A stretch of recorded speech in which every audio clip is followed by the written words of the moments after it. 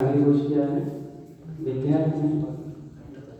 अपन सब विद्यार्थी हैं और विद्यार्थी का अर्थ होता है विद्या प्लस अर्थी अर्थात विद्यार्थी। जो विद्या का अर्थी होता है अर्थात जो विद्या को ही प्राप्त करना जिसका एकमात्र लक्ष्य देह एम होता है वो विद्यार्थी कहलाता है। जैसे आपने कभी शादी विवाह में घोड़े आते हैं, घोड़े समझते हो?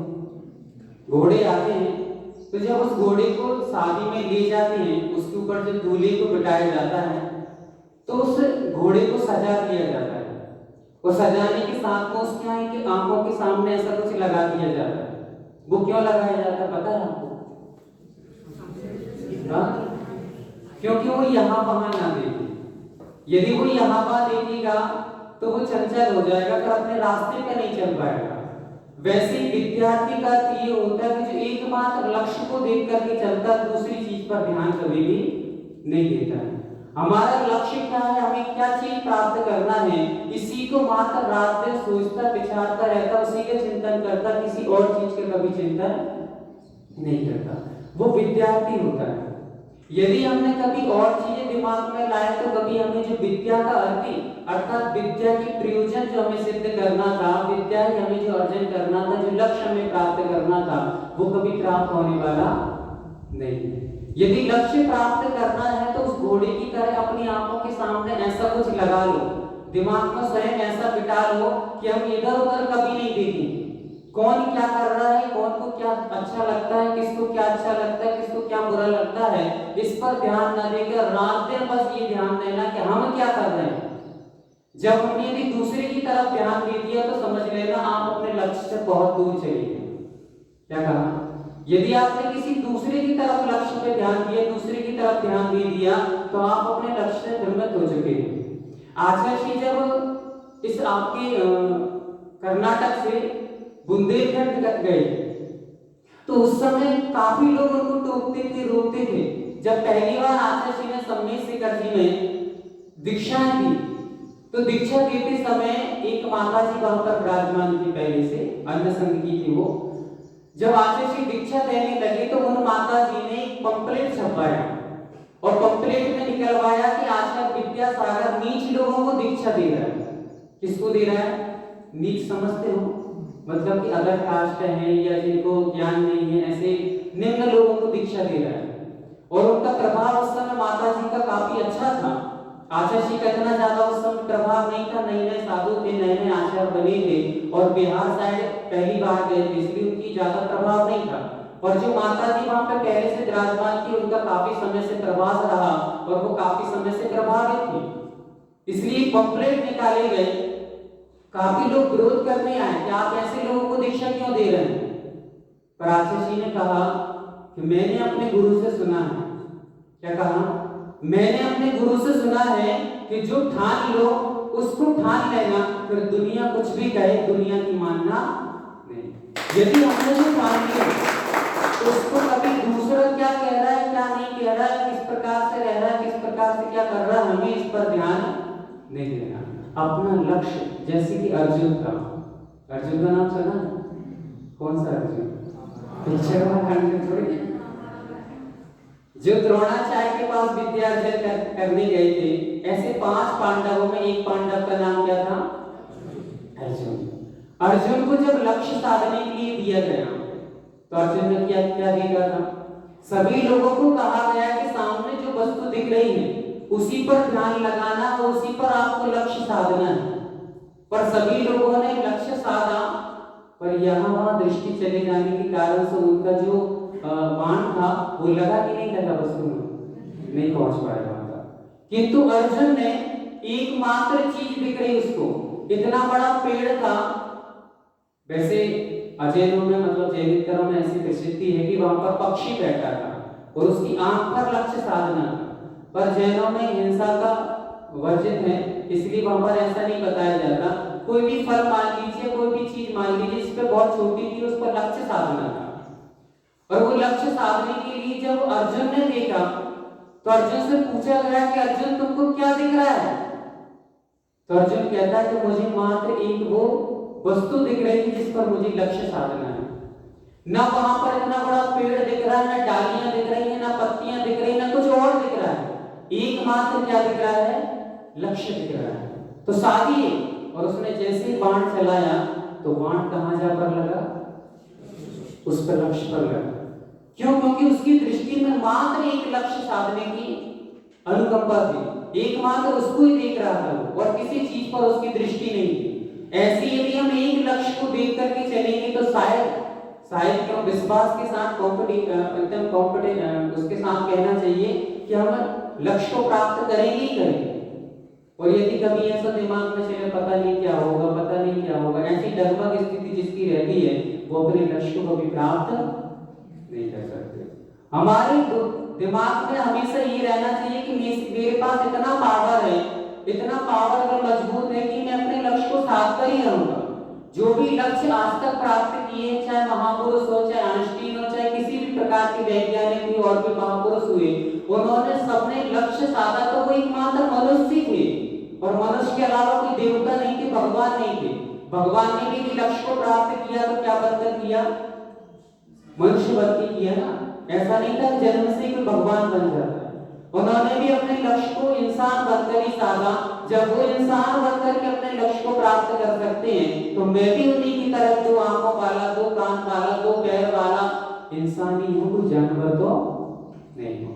इसलिए इंसान ने जब लक्ष्य साधा है तो मैं भी इंसान हूं, मैं भी अपने लक्ष्य को साध करके दिखाऊंगा। ऐसा अपने आप पर पूर्ण विश्वास होना चाहिए। जिसके अंदर विश्वास होता है उससे लक्ष्य ज्यादा दूर नहीं होता है, और जिसको अपने आप पर विश्वास नहीं होता है उसको लक्ष्य कभी प्राप्त नहीं होता है। ध्यान रखो, इसलिए हमें अपना लक्ष्य के अलावा कोई चीज नहीं देखना चाहिए। 4-5 चीजें आप विद्यार्थी अवस्था में ध्यान रखना हमेशा। पहला है समर्पण। पहला क्या है? समर्पण। दूसरा है सम्मान। दूसरा क्या है? सम्मान। तीसरा है समझदारी। तीसरा क्या है? समझदारी।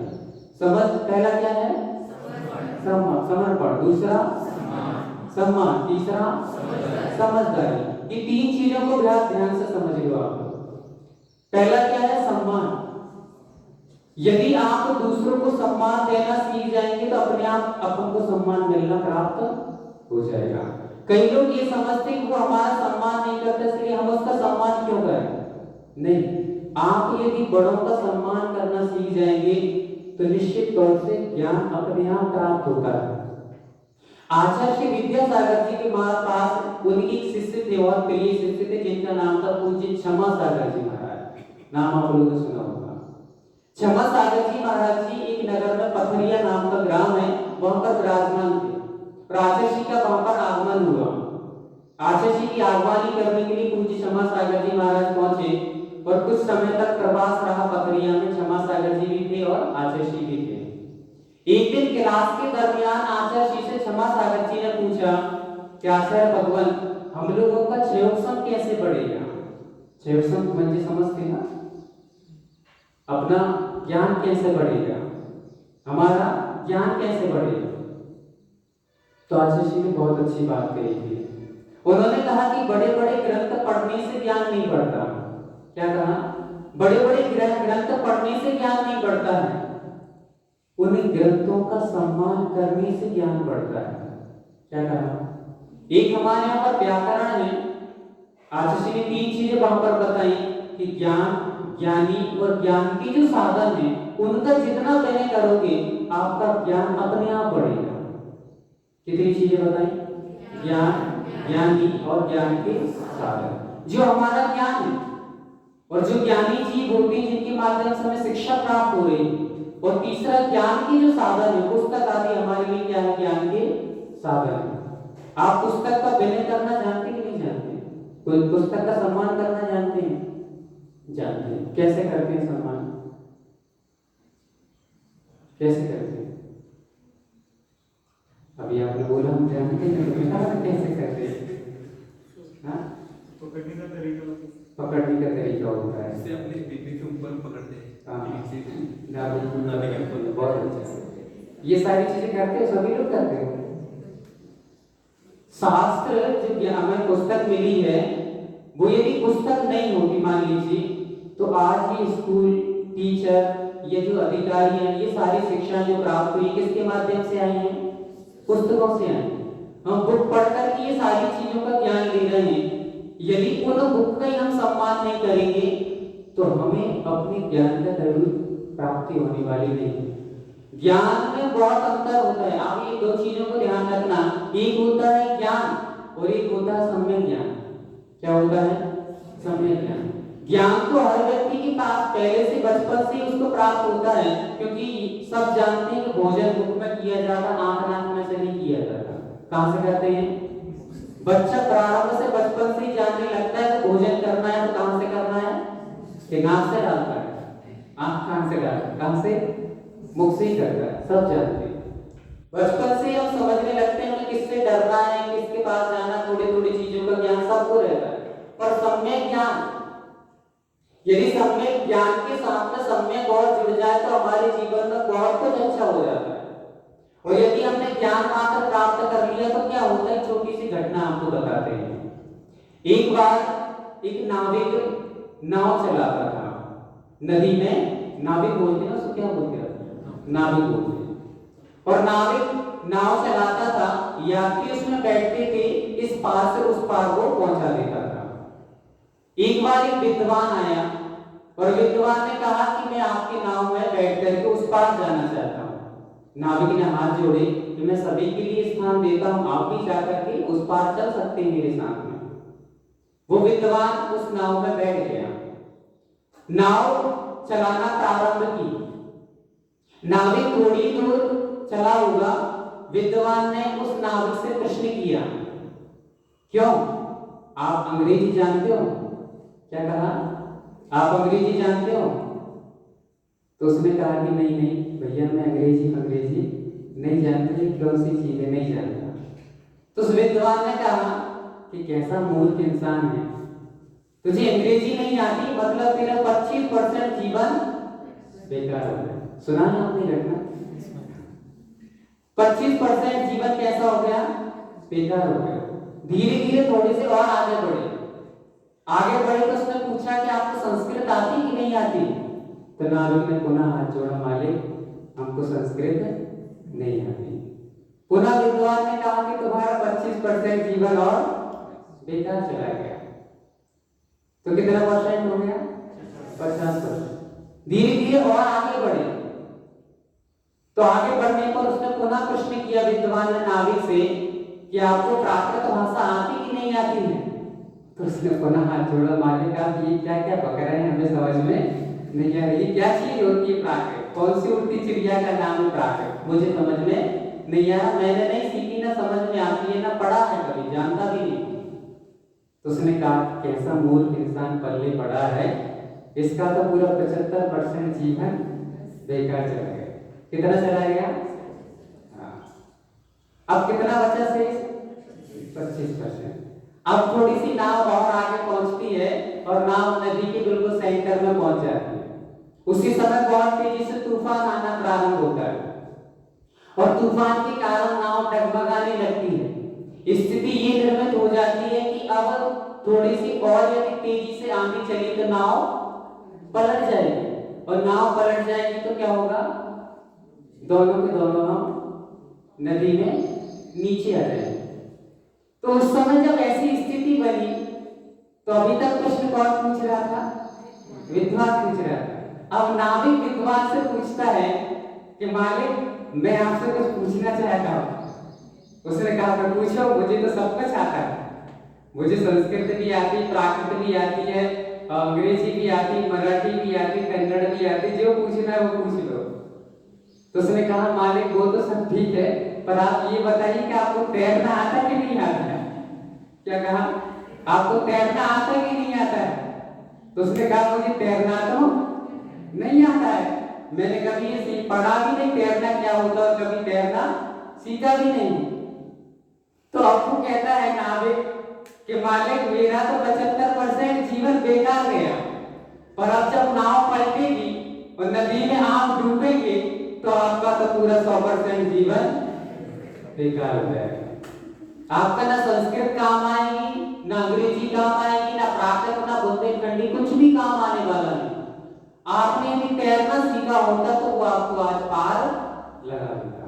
वैसी जितनी ज्ञान हम लोग यहाँ पर प्राप्त करते हैं उसके साथ में सम्यक ज्ञान ही हमें भव से पार कराने वाला है। किससे पार कराने वाला है? भव से।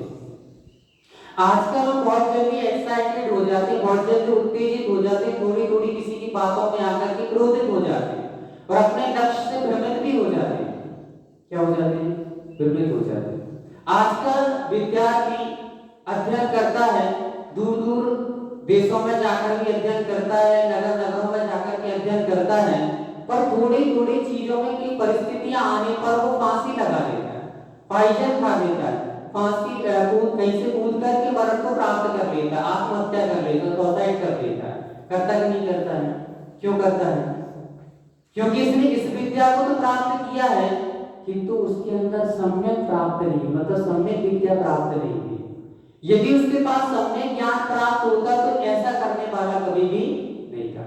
आपको पता होगा कि सीता को जब राम ने वनवास में छोड़ दिया, वन में छोड़ दिया था, छुड़वाया था नहीं छुड़वाया था? छोड़ दिया था। अकेली सीता को घनघोर वन में छोड़ दिया, घनघोर जंगल में छोड़ दिया, घनघोर अटवी में छोड़ दिया था। उस समय सीता ने कृतांत वक्र से क्या बोला था?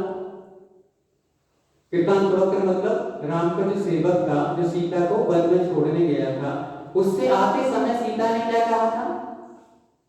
सीता ने कहा कि देखो कृतांत वक्र, आपका कर्तव्य था, आपने अपने स्वामी की आज्ञा से मुझे जंगल में छोड़ दिया और स्वामी जी ने मुझे जंगल में क्यों छुड़वाया? क्योंकि लोगों ने मेरे ऊपर दोष लगाना प्रारंभ कर दिए थे कि ये रावण के पास से आई है और तुमने पास में रख ली, राम ने अपने पास में रख लिया, ये गलत बात है, इसलिए इसको वन में छोड़ना चाहिए। तो राम ने दूसरों के कहने से मुझे वन में छोड़ दिया। किंतु रामचंद्र जी से मेरा इतना सा उपदेश कह देना, इतना सा संदेश दे देना, रामचंद्र जी से कहना कि सीता ने कहा है कि आपने जैसे लोगों की बातों में आकर के मुझे जंगल में छोड़ दिया, वैसे लोगों की बातों में आकर धर्म मत छोड़ देना। क्या कहा? लोगों की बातों में आकर के धर्म मत छोड़ देना। अक्सर ऐसा होता है कि थोड़े थोड़े से हमारे पास ऐसे कोई निमित्त मिल जाते हैं, थोड़ी सी कोई घटना दुर्घटना ऐसी कोई टेंशन बन जाती है तो अपने आप को सुसाइड कर लेते हैं, आत्महत्या आदि कर लेते हैं। पर सीता ने उस समय आत्महत्या की थी कि नहीं की थी? क्यों नहीं की? क्यों नहीं की? कर लेना चाहिए था। अकेली स्त्री इतनी बड़ी घनघोर जंगल में कैसे रहेगी? इससे अच्छा है कि मर जाओ, है क्या ना? सबसे अच्छा सॉल्यूशन ये है कि भैया कुछ नहीं कर पा रहे तो मर जाओ। ये सॉल्यूशन अच्छा है? नहीं। क्या करना चाहिए? यदि एक आशीषी का हाइकू है कि समस्या है तो समाधान भी होगा, कोशिश करो। क्या लिखा है? समस्या है तो समाधान भी होगा, कोशिश करो। यदि कोई समस्या आई है तो उसका समाधान भी निश्चित तौर से है। हम अधिकतर समस्या को देखने में समय व्यतीत कर देते हैं, उतना समय यदि समस्या के समाधान खोजने में व्यतीत करें तो समस्या हमें मिल सकती है। पर अक्सर हम लोग क्या चीज देखते हैं? समस्या क्या है हमारे सामने, समस्या क्या है, उस समस्या पे दिमाग ज्यादा जाता है, उस समाधान पे नहीं जाता है। इतना फोकस यदि हम, इतना ध्यान यदि समस्या पे, समस्या के समाधान पे करेंगे तो हमें समस्या का समाधान अवश्य मिल जाता है। ऐसी कोई भी प्रश्न नहीं है जिसका कि कोई हल ना हो, जिसका कोई उत्तर ना हो। वैसी कोई ऐसी समस्या नहीं है जिसका कोई समाधान ना हो। पर समस्या के समाधान को खोजना पड़ता है। समाधान को खोजोगे तो निश्चित तौर से मिल जाएगा। कोई भी चीज जो रहती है बहुत कठिन नहीं होती। क्या कहा? कोई भी लक्ष्य प्राप्त करना किसी भी चीज को कठिन नहीं होता। कभी कोई चीज वस्तु प्राप्त करना कठिन नहीं होता, कोई भी कठिनाई कभी कठिन नहीं होती, पर उसके बारे में बार बार सोच सोच करके हम उसको कठिन बना लेते हैं। ये लिख करके रख लेना। क्या कहा? कोई भी चीज कठिन नहीं होती है, पर उसके बारे में बार बार सोच सोच करके हम कठिन बना लेते हैं। ऐसे कैसे होगा, ऐसे कैसे होगा, ऐसे कैसे होगा, ऐसे कैसे होगा, बार बार यही सोचते हैं तो वो चीज हमारे लिए हावी हो जाती है। क्या हो जाती है? हावी हो जाती है। और फिर हम बहुत परेशान हो जाते हैं और हम अपना विवेक खो देते हैं, फिर हमारा जो अपना विश्वास होना चाहिए वो हम खो देते हैं। और खो दिए एक बार विश्वास तो फिर आपको लक्ष्य मिलने वाला नहीं है। इसलिए किसी भी चीज को आप लोग बहुत कठिन मत समझो। जैसे कि एक बार एक टीचर परीक्षा करने के लिए एक कक्ष में आए और लगभग 50 विद्यार्थी उस कक्ष में बैठे हुए थे। और टीचर ने आकर के कहा कि मैं एक क्वेश्चन पूछने वाला हूं आपसे, और वो क्वेश्चन इतना इजी है कि आप चाहेंगे तो आप तो क्या है 2 साल का बच्चा भी जो बोलना सीख जाता वो भी बता देगा। इसलिए आप तो बहुत बड़े बड़े विद्यार्थी हैं, पढ़े लिखे विद्यार्थी हैं, काफी एजुकेटेड हैं, तो आप लोग तो सहजता से बता सकते हैं, इसका समाधान कर सकते हैं, इसका सॉल्यूशन कर सकते हैं, निकाल सकते हैं। छोटा सा क्वेश्चन है, सब आप बता सकते हैं। उन्होंने पूछा, एक एक विद्यार्थी ने उसका समाधान कर दिया। वही क्वेश्चन लेकर के वो दूसरी कक्षा में पहुंचे। दूसरी कक्षा में भी 50-60 विद्यार्थी बैठे हुए थे। वहां पर जाकर के शिक्षक ने कहा कि मैं एक आपसे क्वेश्चन करना चाहता हूं, और क्वेश्चन इतना टफ है कि कोई भी नहीं बता पाया। क्या कहा? किसी की भी हिम्मत नहीं हो पाई कि इसका समाधान कर सके। किसी ने उसका आंसर नहीं निकाल पाया, कोई बता नहीं पाया। और आप लोग तो अभी छोटे छोटे हो, अभी लोग तो आप लोग तो ये MBA सब कुछ कर रहे हैं, तो आप ज्यादा नहीं बता सकते, बड़े बड़े अनुभव ही नहीं बता पाए, तो आप लोग क्या बताओगे? फिर भी मैं आपसे पूछ रहा हूं, और उसने क्वेश्चन पूछ लिया। तो वो 50-60 विद्यार्थी जितने बैठे थे सबके पसीने पसीने हो गए, एक से भी नहीं बना, एक भी नहीं बता पाया। और दूसरे कक्षा वाले हर एक विद्यार्थी ने बता दिया था। तो ऐसा क्यों होगा?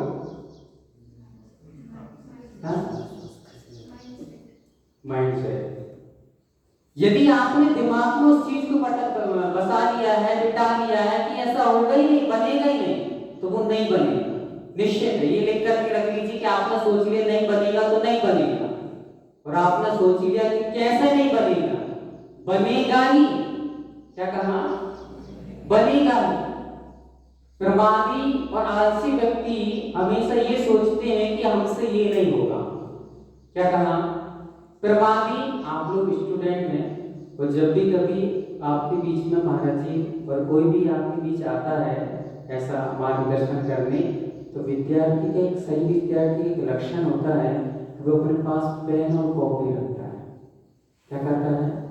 पेन और कॉपी रखता है, और उसमें नोट करते जाता है जो हमारे काम की चीज होती है। क्योंकि हमें इतनी स्मरण शक्ति तेज नहीं है, इतनी बुद्धि तेज नहीं है कि वो सारा का सारा फील हो जाए, है ना? उपदेश जो होता है पूरा याद नहीं रहता।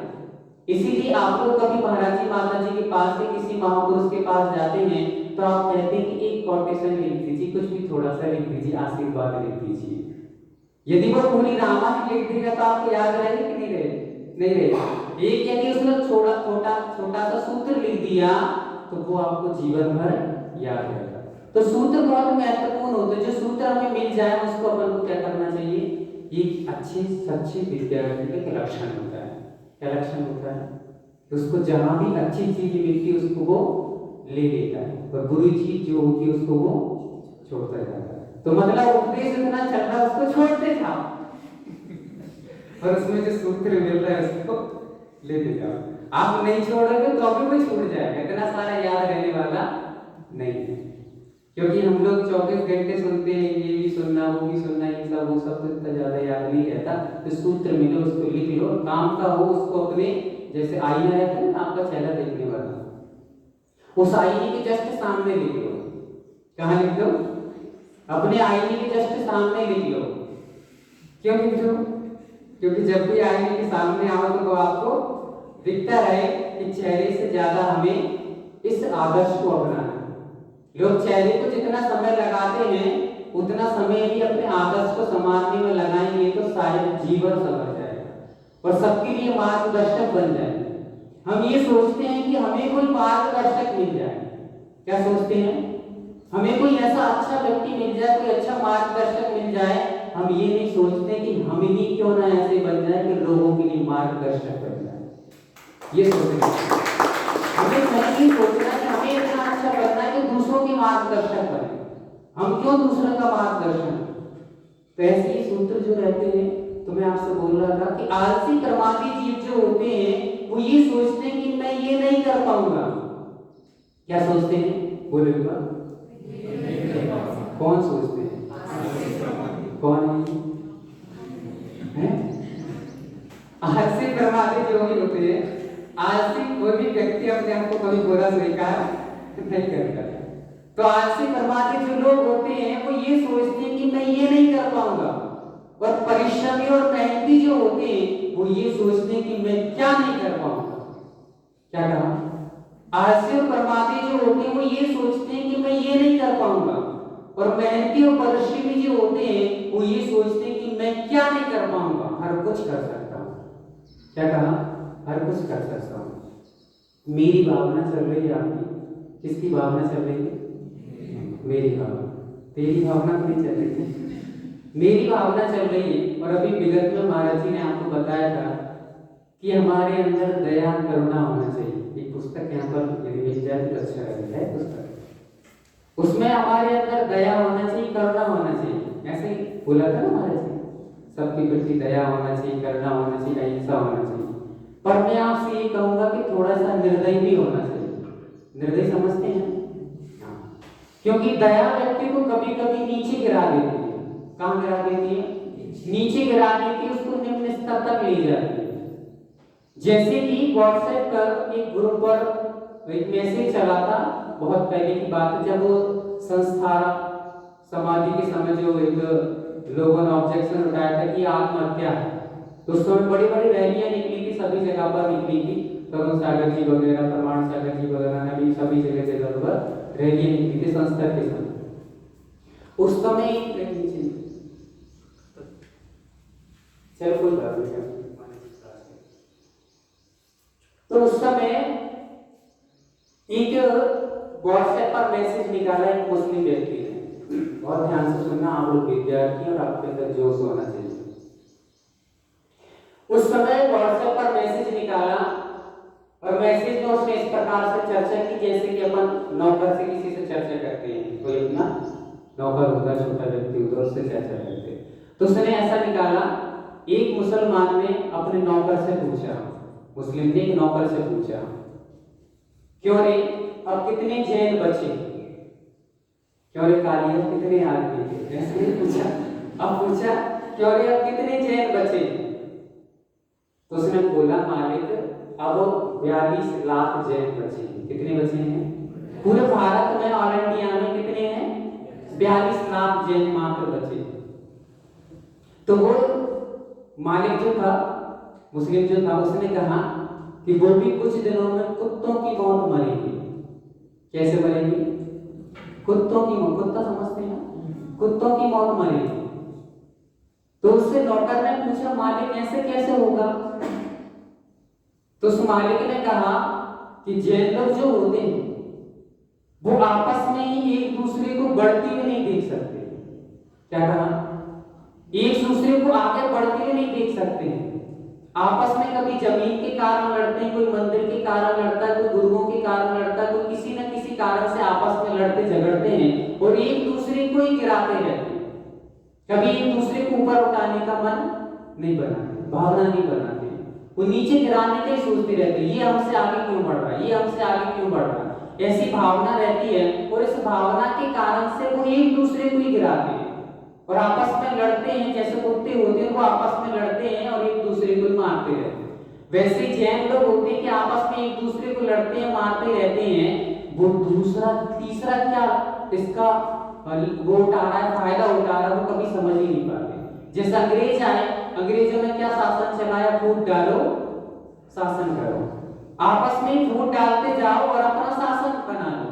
तो उन लोगों ने मतलब जहाँ पर भारतीय लोग थे, उन्होंने आपस में फूट डाली, अरे वो तुम्हारे साथ ऐसा करता है, वो तुम्हारे साथ ऐसा करता है। तो उसने सोचा हाँ ऐसा होगा, हम बातों में आ गए, और बातों में आ गए तो एक दूसरे आपस में भाई भाई लड़ने लगे, आपस में जाति जाति में समाज में झगड़े होने लगे। और ये झगड़े का कारण ये बना कि अंग्रेजों ने आकर के अपना शासन जमा लिया और हम उसको देख ही नहीं पाए। हम आपस के झगड़ों में फंसे रहे और उन लोगों ने आकर के क्या कर लिया? शासन कर लिया, और हम स्वतंत्रता से परतंत्र हो गए। वैसे ही जैन लोग होते हैं, आपस में स्वयं लड़ते मरते रहते हैं, और वो तीसरा क्या लाभ उठा रहा वो समझ ही नहीं पाते। इसलिए वो जैन लोग कुछ नहीं कर सकते, आपस में लड़ करके मर जाएंगे। और तीसरे हम लोग सब आनंद उठाएंगे, उनका जो भी इतने मठ मंदिर मस्जिद जो बन रहे हैं वो धीरे धीरे करके हम लोग सब अपने अधिकार में ले लेंगे। और आज यही हो रहा है, अपने कितने सारे जैन मंदिर अजैनों में परिवर्तित हो गए, उन लोगों ने कब्जे कर लिए। जैसे कि गिरनार जी है, तो गिरनार जी में क्या हो गया, अजैन लोगों ने कब्जा कर लिया। हम लोग अहिंसावादी, कौन से वादी हैं, लोग कुछ भी करते रहे, हाथ पे हाथ रख के बैठे रहो, भैया हम तो दयावान, क्या करते रहे, यही करना चाहिए क्या, करना चाहिए क्या? हमारे धर्म, हमारे समाज, हमारी बेटियां, हमारी बहू है, हमारी जो भी समाज के लोग हैं उन पर किसी प्रकार का संकट आता है, साधु संतों पर संकट आता है, तो क्या हमें यही सोचना चाहिए हम तो अहिंसावादी हैं, तो दयावान हैं, हमें कुछ नहीं करना, वो जो कर रहे हैं कर रहे हैं, ऐसा सोचना चाहिए? नहीं सोचना चाहिए। हमारे अंदर हम लोग ये सोचते हैं दया दया दया, और दया दया और सोच सोच करके हम इतने डरपोक बन गए। क्या बन गए हैं? डरपोक बन गए कि लोग दूसरे नाम उठा लेते, हम कुछ भी नहीं कर पाते। आज लफ्ज जिहाद चल रहा है, चल रहा है कि नहीं चल रहा है? लफ्ज जिहाद में हमारी बहनों को, हमारी बेटियों को आज मुस्लिम लोग उठा करके ले जाते, छेड़ते रहते, सामने कुछ भी करते हैं, पर हम लोग जैन कुछ भी नहीं कर पाते। हम लोग दयावान क्या है? ऐसी दया होना चाहिए। ये कायरता कहलाती है, दया नहीं कहलाती। हमारे भगवानों ने भी लड़ाई की कि नहीं? रामचंद्र जी भी अपने मुनि बने और वो भी मोक्ष गए, वो भी जैन धर्म के अनुयायी थे। श्री कृष्ण को छोड़ दो, हनुमान जी को ले लो, नरवीर ले लो, इन लोगों ने आपस में लड़ाई की और मोक्ष भी प्राप्त किया मुनि बन करके। किंतु जब तक श्रावक अवस्था में थी, सामान्य अवस्था में थी, उन्होंने लड़ना नहीं छोड़ा। अपने धर्म पर हमारे किसी प्रकार से यदि उत्सर्ग कोई करेगा तो हम भी किसी से कम नहीं। हमारे अंदर भी ऐसा जोश होना चाहिए। आप अधिकारी बनने वाले हैं, अधिकारी बनेंगे तो इसका अर्थ ये नहीं है कि आप बिल्कुल दयावान ही बने रहे। यदि कोई गलती करता है तो हम उसके प्रति क्षमा भी नहीं करेंगे। राजा का ही कर्तव्य होता है और अधिकारी का ही कर्तव्य होता है कि वो उसी को क्षमा करता है जहां तक की क्षमा हो। और यदि जहां क्षमा नहीं, उसने अपराध किया है तो अपराध चाहे घर का हो, चाहे पड़ोसी ने किया हो, चाहे हमारे बेटे ने, बहू ने, हमारे किसी ने किया हो, दंड सबको एक समान मिलेगा। क्या कहा? दंड सबको एक सा मिलेगा। फांसी की सजा है तो फांसी की सजा मिलेगी। यदि आपने ऐसा अपराध किया है तो आपको जो दंड सबको दिया जाता है वो हमारे परिवार के लिए भी निर्धारित है। ऐसा नहीं कि हमारा है तो हमारे लिए थोड़ा सा कम कर दो, ये पड़ोस में जिसको ज्यादा दे दो, ऐसा कभी भी नहीं होना चाहिए। एक शासक को, एक अधिकारी को आचार्यों ने सन्यासी की उपमा दी है। किसकी उपमा दी है? सन्यासी। सन्यासी की उपमा इसलिए दी है क्योंकि सन्यासी एक ऐसा प्राणी होता है जिसका कोई मित्र होता है ना कोई शत्रु होता है। क्या होता है? अधिकारी का ना कोई शत्रु होता है और ना मित्र होता है। यदि अधिकारी शत्रु और मित्रों के चक्कर में पड़ गया तो फिर वो न्याय नहीं कर सकता कभी। क्या कहा? फिर वो न्याय नहीं कर सकता, अन्याय में चला जाएगा। अरे ये तो हमारा मित्र है, ये तो हमारा रिश्तेदार, ये तो हमारा परिवार का, ये तो हमारे कुटुंब का है, ये तो रिलेशन में आता है, इसलिए इसको थोड़ा सा कम दंड दे दीजिएगा। यदि आप ऐसा करना प्रारंभ कर देंगे तो आप अन्याय बन जाएंगे। इसलिए अधिकारी का क्या होना चाहिए? सन्यासी होता है, उसको भी वो दूसरी कैटेगरी का सन्यासी है। समझ में आ रहा है? पर समझ में एक ना। तो इसलिए वहां पर जब उसने बोला मुस्लिम ने कि अब कुत्तों की मौत मर जाएंगे, तो उस नौकर ने एक और क्वेश्चन किया, वो आपको ध्यान से सुनना है। उसने क्वेश्चन किया कि मालिक, उनके जो युवक होते हैं, क्या होते हैं? उनका जो युवा वर्ग है वो बहुत बलवान होता है, वो युवा वर्ग तो बहुत कुछ कर सकता है। तो वो मालिक हंसते हुए बोला कि वो भी कुछ नहीं कर सकता है। बहुत ध्यान से सुनना आपको इस बात। उसने जो बोला, हमारे अंदर अपना खून उबलना चाहिए, जोश उठना चाहिए। उसने बोला कि उनके युवा भी कुछ नहीं कर सकते। मालिक क्यों नहीं कर सकते? तो उसने कहा कि युवा जो होती उनको बचपन से पढ़ने के लिए पुस्तकें, बड़ी बड़ी पुस्तकें दे दी जाती हैं और वो पढ़ने में लगे रहते हैं, पढ़ते रहते हैं पढ़ने के लिए बाहर भेज दिए जाते हैं और पढ़ाई का इतना बोझ होता है कि वो दिमाग से थोड़े से माइंडली ज्यादा हो जाते हैं, क्योंकि ज्यादा पढ़ते हैं। ध्यान से सुनना उस बात को, उसमें क्या कहा, मैं अपनी भाषा में उसको कह रहा हूं।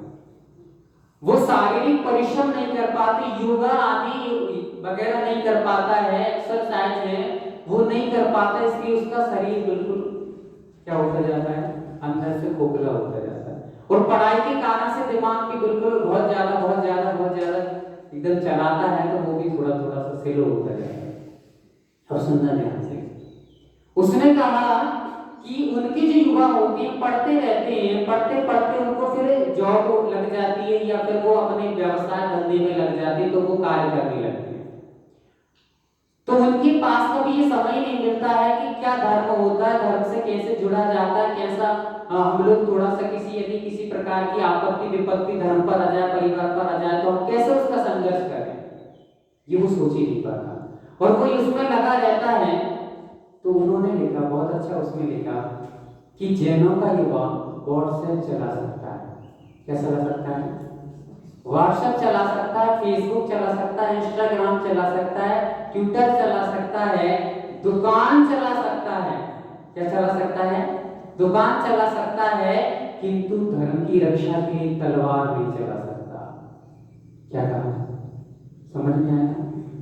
धर्म की रक्षा के लिए तलवार नहीं चला सकता, क्योंकि वो कायर होते हैं, उनने कभी अस्त्र शस्त्र चलाना सीखा ही नहीं, उनके शरीर में इतनी क्षमता ही नहीं रहती, पढ़ते पढ़ते वो अपने इतना कमजोर हो जाते, वो समय ही नहीं दे पाते अपने आप को।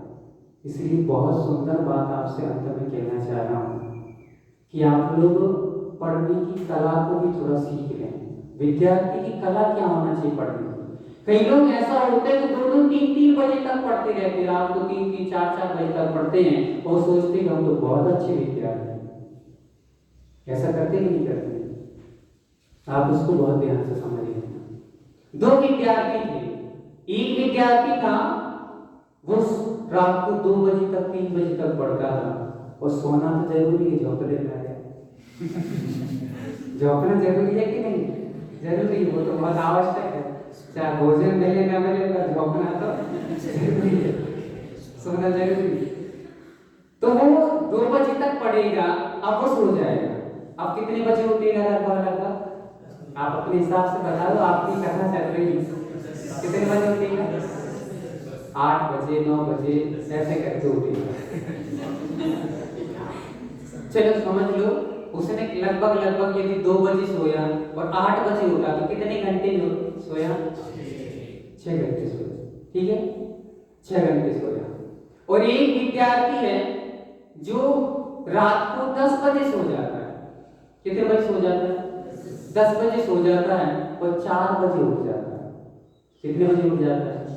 4 बजे उठ जाता है। कितने घंटे सोया? 4-6 घंटे सोया। दोनों में अंतर कुछ भी नहीं। एक ही कॉलेज में पढ़ते हैं, एक ही क्लास में पढ़ते हैं, एक ही टीचर के माध्यम से पढ़ते हैं, एक ही लेक्चरर के माध्यम से पढ़ते हैं, सब कुछ एक ही है।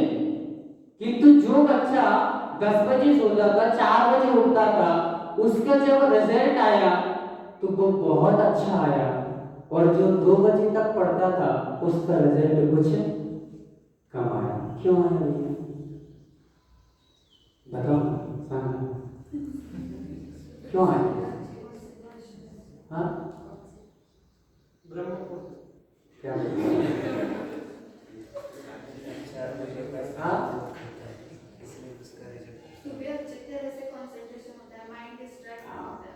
आप लोग यदि मान लीजिए सुबह नहीं उठ पाते हो, तो आपको बहुत अच्छा सा एक उठने का तरीका बता देते हैं। सुबह जल्दी नहीं उठ पाते हो तो एक तरीका है कि आप जहां सोते हैं उसके पास में 100 का नोट रख लीजिए। समझते हैं? 100 या 50 का नंबर। एक ये तो सब समझते हैं, इसके बारे में कोई नहीं समझता ना हो। 100 का नोट रख लीजिए, 50 का नोट रख लीजिए और संकल्प करके सोचिए कि मैं 4 बजे उठूंगा। कितने बजे? 4 बजे उठूंगा। यदि 4 बजे नींद नहीं खुली तो ये नोट फाड़ करके फेंक। क्या करूंगा? यदि 4 बजे नींद नहीं खुली तो ये नोट फाड़ करके फेंक दूंगा। दूसरे दिन पुनः कीजिए, देखना फिर कैसे नींद निकलती है। बिल्कुल प्रैक्टिकली करके देख लो आप, नींद खुलेगी उसके बाद को खुलना पड़ेगा। यहाँ तक कहना चाहिए कि लगेगी नहीं, नोट फाड़ना पड़ेगा, थोड़े से लेट हो गए तो नोट फाड़ना पड़ेगा। इसलिए आप ये करके देख लो। सुबह एक हमारे सेरोटोनिन नाम का हमारे अंदर एक रसायन होता है, और वो रसायन प्रातः काल की बेला में सक्रिय होता है। दिन भर मेहनत करने के कारण से वो हमारा जब मेहनत नहीं कर पाता, परिश्रम नहीं कर पाता, दिन भर कोई चीज काम करेगी तो गर्म हो जाती है। मशीन भी होती है तो मशीन भी यदि अपन लोग कंटिन्यू चलाएंगे 24 घंटे तो वो भी क्या हो जाती है, फाइट हो जाती है, क्योंकि गर्म हो जाती है। उसको भी थोड़ा सा समय चाहिए। कोई गाड़ी आप चलाते हैं तो उस गाड़ी के लिए भी थोड़ा सा पानी और समय समय पर उसको थोड़ा सा समय मिलना चाहिए ठंडा होने के लिए। वैसे ही हमारा दिमाग भी मशीन है और उसी से हमें सारा संचालन करना है, तो वो ठंडा हो, थोड़ा सा ठंडा होने के लिए उसको समय मिलना चाहिए, और समय पर समय मिले। यदि समय पर क्या सही समय पर सही तरीके से सही काम करोगे तो आप सफल हो जाएंगे। क्या कहा? सही तरीके से सही समय पर सही काम करोगे तो सफल हो जाएंगे। और यदि हम समय पर नहीं करते, समय का बहुत ध्यान रखना चाहिए।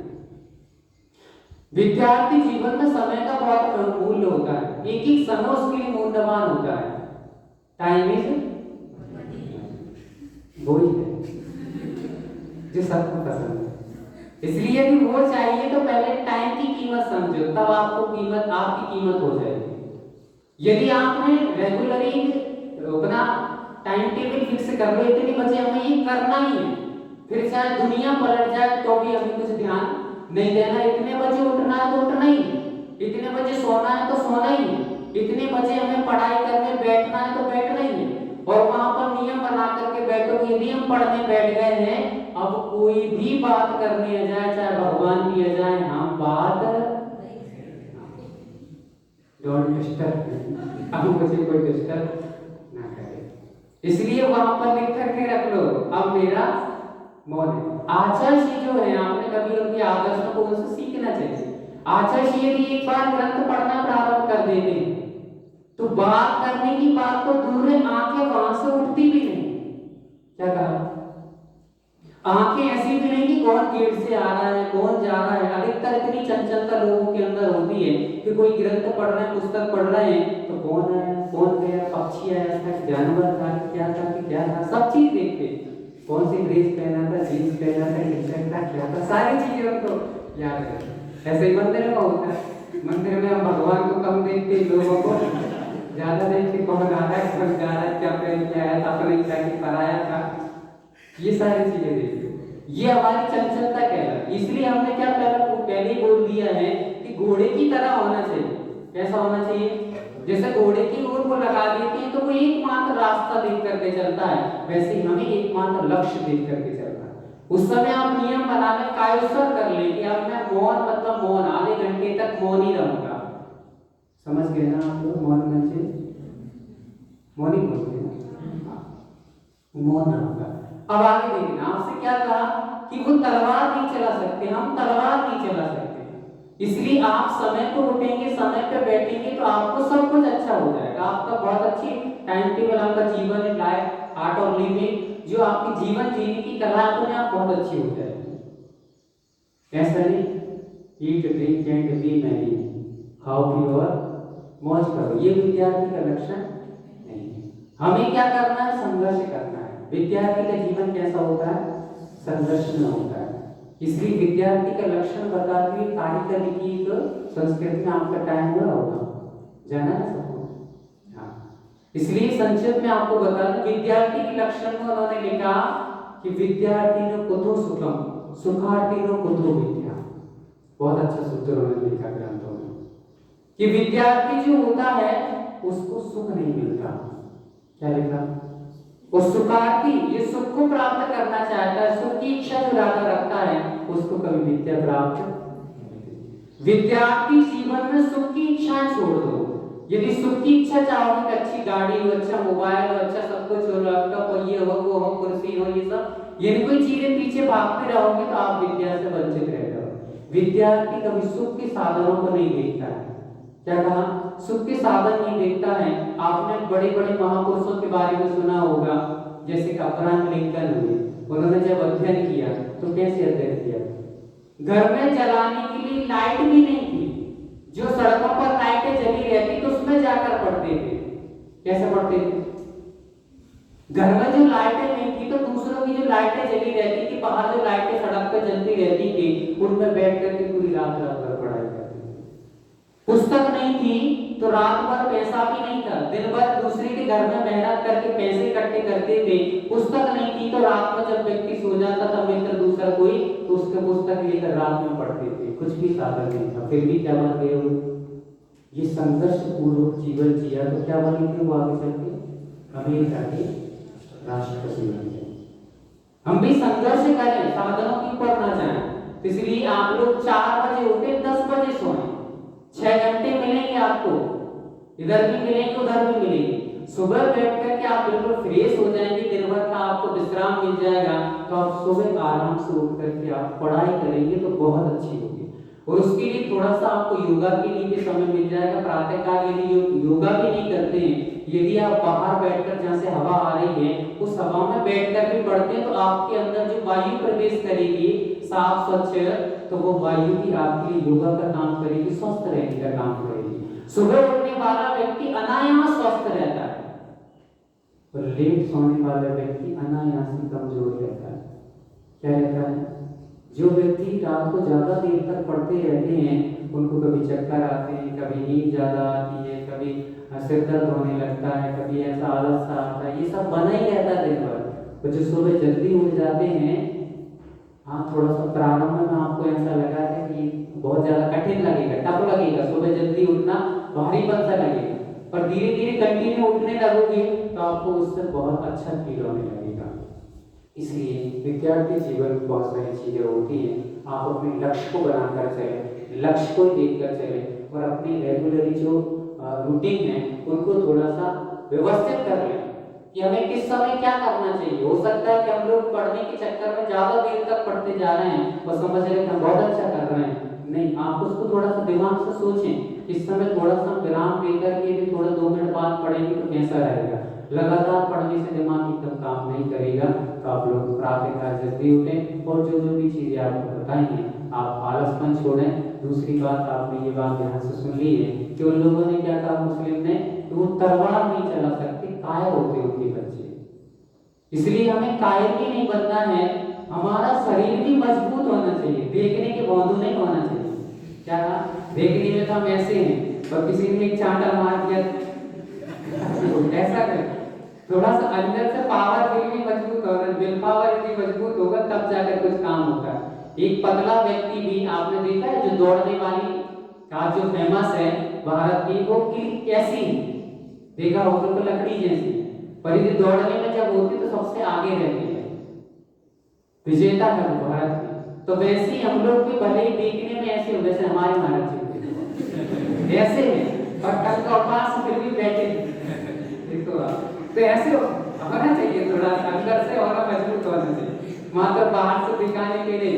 तो आप लोग थोड़ा समय समय पे योगा भी करें, अपने आप को अंदर से भी मजबूत बनाएं, मात्र पढ़ पढ़ करके। और ये महाराजों की प्रवचन सुन के दया होना चाहिए, दया होना चाहिए, दया होना चाहिए।